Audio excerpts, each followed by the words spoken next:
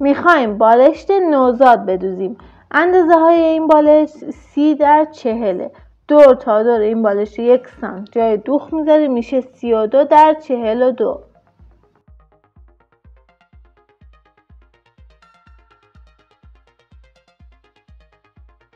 سه طرف این بالشت رو میدوزیم، یک طرف رو نمیدوزیم چون میخوایم برو کنیم و الیاف پر کنیم.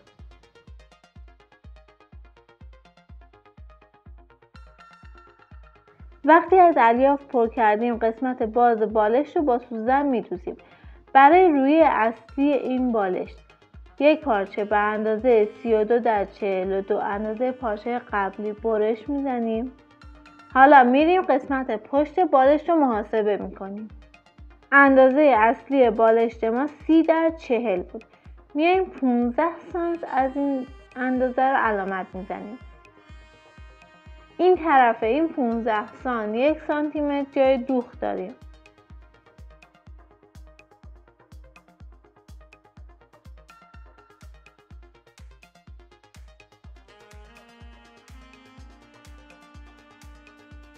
طرف دیگه 15 سانت 3 سانتیمتر برای جای چسب در نظر میگیریم.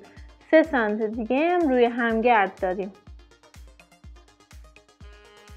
حالا 15 سانت رو به علاوه 1 سانت جای دوخت میکنیم. بعد به علاوه اون 6 سانت 3 سانت روی همگرد، 3 سانت جای چسب.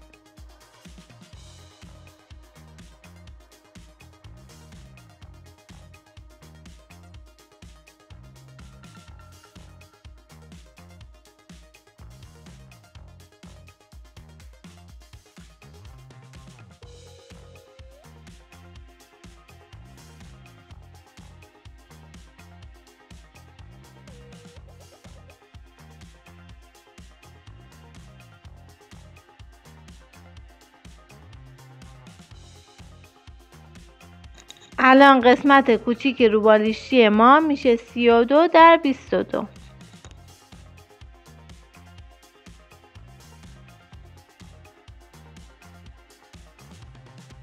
حالا میریم قسمت بزرگ رو حساب کنیم.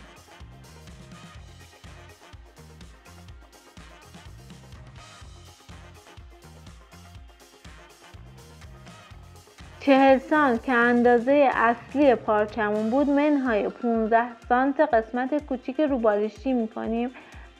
بعد به علاوه 1 سانت جای دوخت فقط اینجا 3 سانت روی همگرد حساب میکنیم.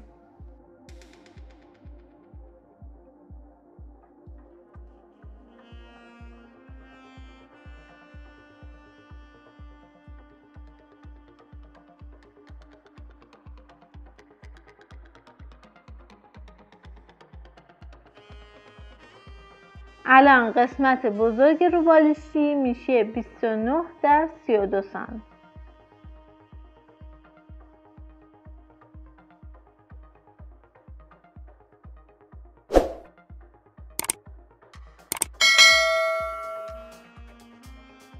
روبالیشی ما به این صورت روی همگرد داره.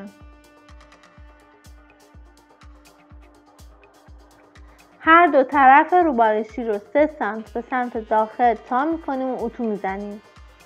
میخوایم براش چسبک بدوزیم. قسمت زبر چسب روی قسمت کوچیک روبالیشی میذاریم. از لبه روبالیشی کمی فاصله میذاریم. از بالا از پایین 2 سانت فاصله میذاریم و با سوزن ثابتش میکنیم.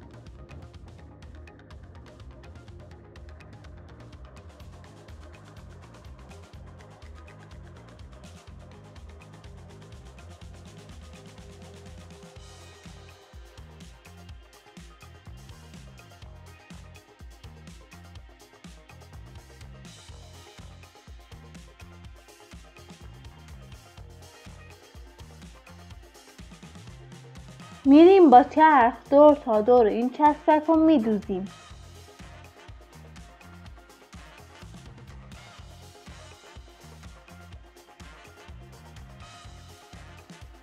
برای اون قسمت روبالیشی هم به همین روش چسبک میدوزیم.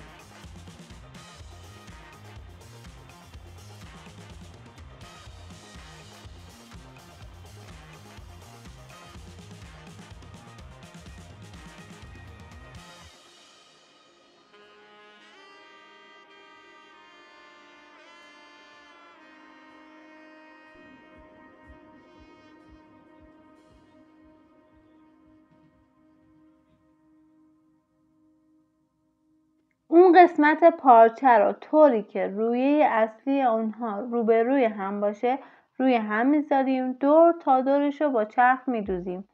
اگه سردوز دارین دور تا دورش رو سردوز کنید.